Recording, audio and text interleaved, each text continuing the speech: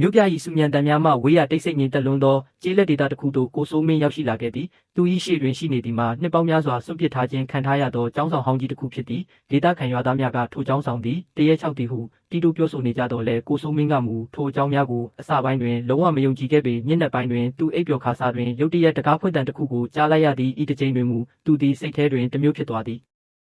အခန်းထဲတွင်လေတိုက်ခတ်မှုမရှိတော့လဲတကားကအလိုလိုပွင့်သွားခြင်းဖြစ်သည်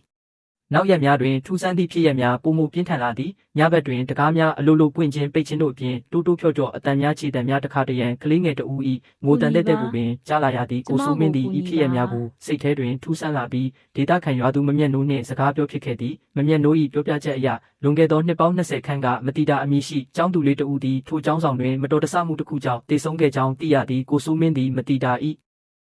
ဝိညာဉ်သည်သူ့အားတစုံတရာပြောပြလိုနေသည်ကိုအသေးချာခံစားမိသည်သူမ၏တေဆုံးမှုသည်ရိုးရှင်းသောမတော်တဆမှုတစ်ခုမဟုတ်နိုင်ကြောင်းသူတန်တရားဝင်လာသည်ကိုစိုးမင်းသည်မတီတာ၏ဝိညာဉ်အားကူညီရန်ဆုံးဖြတ်ခဲ့သည်သူသည်ကျောင်းဆောင်ဟောင်း၏အဆောင်ရှောက်ဟောင်းဖြစ်သူဦးဘိုးထူးထံတွားရောက်ခဲ့သည်ဦးဘိုးထူး၏ပြောပြချက်အရမတီတာ၏တေဆုံးမှုသည်ရိုးရှင်းသောမတော်တဆမှုမဟုတ်ကြောင်းကျောင်းဆောင်ဟောင်း၏မြေအောက်ခန်းတွင်လှုပ်ဝက်ချက်တစ်ခုရှိနေကြောင်းသိရသည်သူတို့သည်တူဖြင့်နေရန်ကိုဖြိုဖျက်လိုက်ရာလှုပ်ဝက်ခန်းငယ်တစ်ခုပေါ်ထွက်လာသည်ထိုအခန်းထဲတွင်တန်တစ်တာအဟောင်းတစ်လုံးနှင့်အတူ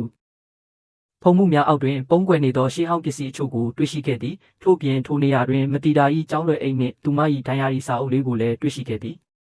ကိုစိုးမင်းသည်တွေ့ရှိခဲ့သောအထောက်အထားများကိုရဲစခန်းသို့ပေးအပ်ခဲ့သည်အမှန်တရားပေါ်ပေါက်လာပြီးနောက်မတီတာအတွက်ကောင်းမှုကုသိုလ်များပြုလုပ်ပေးခဲ့ကြသည်ထိုညတွင်ကိုစိုးမင်းသည်ကျောင်းဆောင်အတွင်း၌အိပ်ပျော်နေစဉ်အိမ်မက်ထဲတွင်မတီတာကိုမြင်လိုက်ရသည်သူမသည်ရခင်ကကဲ့သို့ဖြူဖြော့ဖြော့မဟုတ်တော့ဘဲလှပတောက်ပသောအသွင်အပြင်ဖြင့်ပြုံးပြနေသည်သူမကကိုစိုးမင်းကိုကျေးဇူးတင်စကားပြောကြားပြီးနောက်အလင်းတန်းတစ်ခုအတွင်းသို့ပြောင်းကွယ်ပြောက်သွားခဲ့သည်